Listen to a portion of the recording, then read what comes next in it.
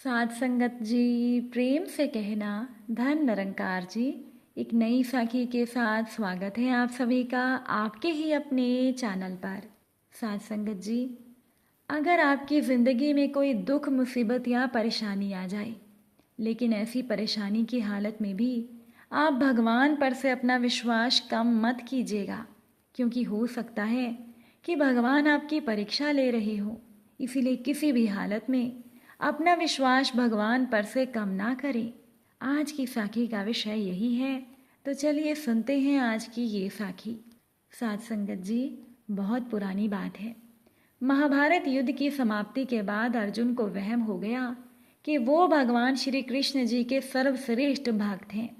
अर्जुन ने सोचा कि कन्हैया ने मेरा रथ चलाया, मेरे साथ रहे, इसीलिए मैं भगवान का सर्वश्रेष्ठ भक्त हूँ।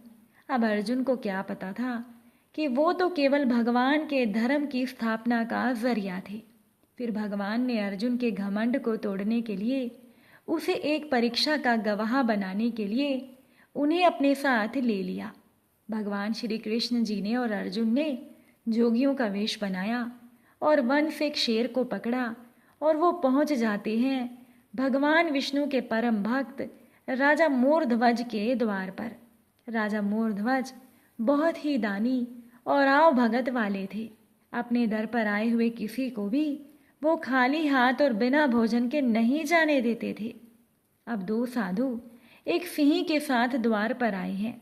ये जानकर राजा मोरध्वज नंगे पांव दौड़कर द्वार पर गए और भगवान के तेज से नतमस्तक होकर आतिथ्य स्वीकार करने के लिए प्रभु से कहने लगे। भगवान श्री कृष्ण जी ने मोरध्वज से कहा कि हम आपकी मेजबानी तभी स्वीकार करेंगे जब आप हमारी शर्त मानेंगे। राजा ने जोश से कहा, आप जो भी कहेंगे मैं तैयार हूँ। भगवान श्री कृष्ण जी ने कहा, हम तो ब्राह्मण हैं, हमें तो आप कुछ भी खिला देना, पर ये सिंह नरभक्षी है। तुम अगर अपने इकलौते बेटे को अपने हाथों से मार कर इसे खिला सको तो ही हम तुम्हारा आतिथ्य स्वीकार करेंगे। अब भगवान की शर्त सुनकर राजा मोरध्वज के होश उड़ गए। फिर भी राजा अपना आतिथ्य धर्म नहीं छोड़ना चाहते थे। उन्होंने भगवान से कहा, प्रभु मुझे मंजूर है, पर एक बार मैं अपनी पत्नी से इस बारे में पूछ लेता हूँ। भगवान से आज्ञा पाकर राजा मोरध्वज महल में गए तो राजा का उतरा हुआ चेहरा देखकर पतिव्रता रानी ने राजा से कारण पूछा। राजा ने सारा हाल बताया तो रानी की आंखों से आंसू बह निकले। वो भी बड़े अभिमान से राजा को कहने लगी कि आपकी आन पर मैं अपने सैकड़ों पुत्र कुर्बान कर सकती हूँ। आप उन साधुओं को आदरपूर्वक अंदर ले आइए। अर्जुन ने भगवान से पूछा, माधव ये क्या माजरा है? आपने इन राजा से ये क्या मांग लिया? भगवान श्री कृष्ण जी बोले, अर्जुन तुम बस देखते जाओ और चुप रहो। राजा उन तीनों को अंदर ले आए। भोजन की तैयारी शुरू हुई।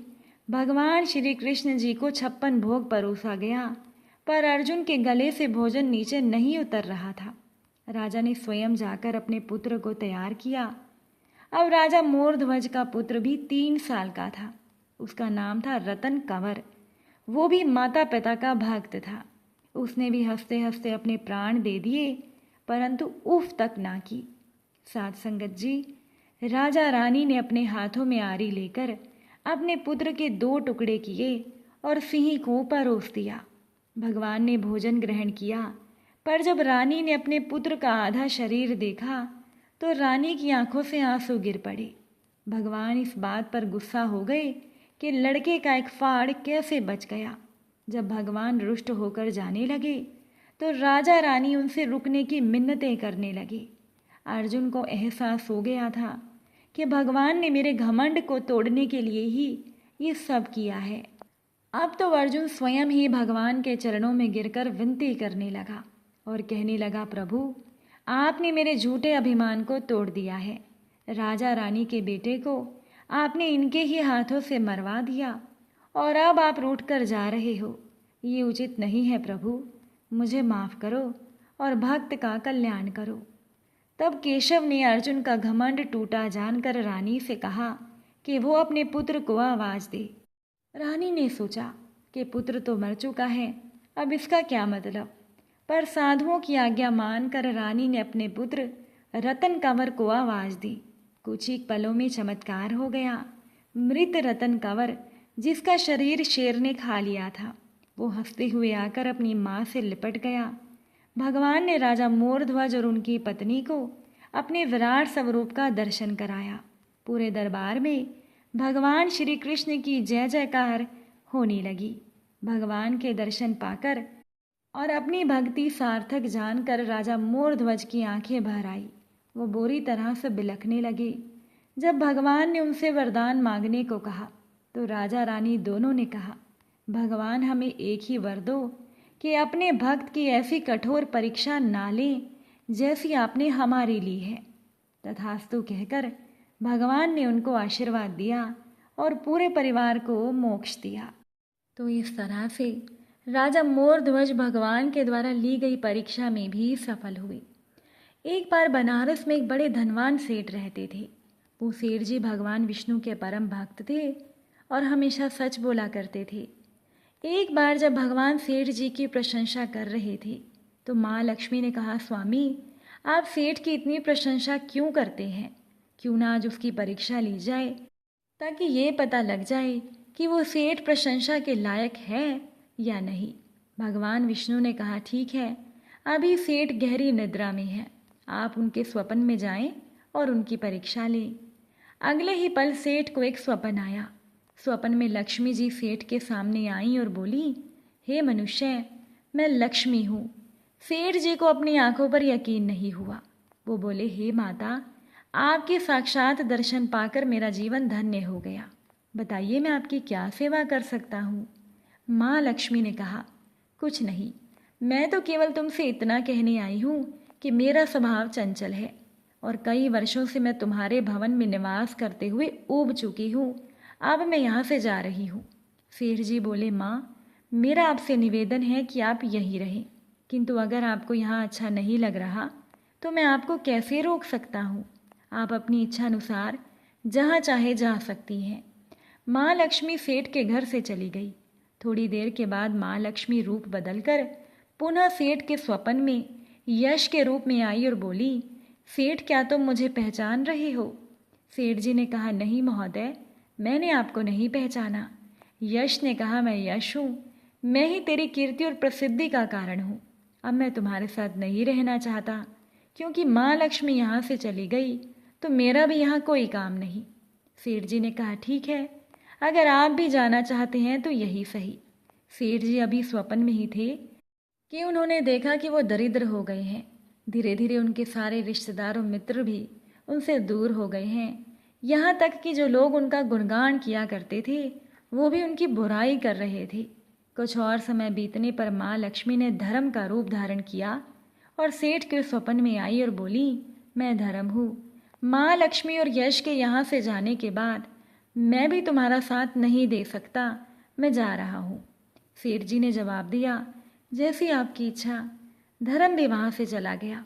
कुछ और समय बीतने के बाद माँ लक्ष्मी सत्य के रूप में प्रकट हुई और बोली, मैं सत्य हूँ। लक्ष्मी, यश और धर्म के जाने के बाद मैं भी अब यहाँ से जाना चाहता हूँ। ये सुनकर सेठ जी ने तुरंत सत्य के पांव पकड़ लिए और बोले, महाराज, मैं आपको नहीं जाने दूंगा। भले ही सब मेरा साथ छोड़ दें, मुझे त्याग दे, पर सत्य के बिना मैं एक पल भी नहीं रह सकता। अगर आप चले जाएंगे तो मैं अपने प्राण त्याग दूंगा। अब सत्य ने सेठ जी से कहा, तुमने बाकी तीनों को बड़ी आसानी से जाने दिया, उन्हें क्यों नहीं रोका? सेठ जी बोले, मेरे लिए वो तीनों भी बहुत मायने रखते थे, लेकिन उन तीनों के बिना भी मैं भगवान के नाम का जाप करते करते उद्देश्यपूर्ण जीवन जी सकता हूँ। परंतु यदि आप चले गए तो मेरे जीवन में झूठ आ जाएगा, मेरी वाणी अशुद्ध हो जाएगी। भला ऐसी वाणी से मैं भगवान की वंदना कैसे करूँगा? इसीलिए आपके बिना तो मैं बिल्कुल नहीं रह सकता। सेठ जी का जवाब सुनकर सत्य प्रसन्न हो गया। सत्य ने कहा, तुम्हारी अटूट भक्ति ने मुझे यहाँ रुकने पर विवश कर दिया। अब मैं यहाँ से कभी नहीं जाऊँगा। ऐसा कहते हुए सत्य अंतर ध्यान हो गया। सेठ जी अभी भी नींद में थे। थोड़ी देर के बाद उनके स्वप्न में धर्म वापस आया और बोला, मैं अब आपके पास ही रहूँगा, क्योंकि यहाँ सत्य का निवास है। सेठ जी ने खुशी खुशी धर्म का स्वागत किया। उसके बाद यश भी लौट आया और बोला, जहाँ सत्य और धर्म है वहाँ मैं खुद ही आ जाता हूँ, इसलिए मैं भी तुम्हारे साथ रहूँगा। सेठ जी ने यश की आवभगत की। अंत में माँ लक्ष्मी आई। उन्हें देखते ही सेठ जी नतमस्तक होकर बोले, हे देवी, क्या आप भी पुनः मुझ पर कृपा करेंगी? माँ लक्ष्मी ने जवाब दिया, अवश्य। जहाँ सत्य धर्म और यश हो वहाँ मेरा वास निश्चित है। ये सुनते ही सेठ की आंखें खुल गई। उन्हें ये एक स्वप्न लगा, पर वास्तविकता में सेठ जी एक कड़ी परीक्षा से उत्तीर्ण होकर निकले थे। तो इस तरह से भगवान समय समय पर अपने भक्तों की परीक्षा लेते रहते हैं। साथ संगत जी, अगर आज की ये साखी आपको अच्छी लगी हो तो वीडियो को शेयर ज़रूर कीजिएगा। आप सभी से फिर मुलाकात होगी नई साखी और नए विचारों के साथ। साथ संगत जी, प्यार से कहना, धन निरंकार जी।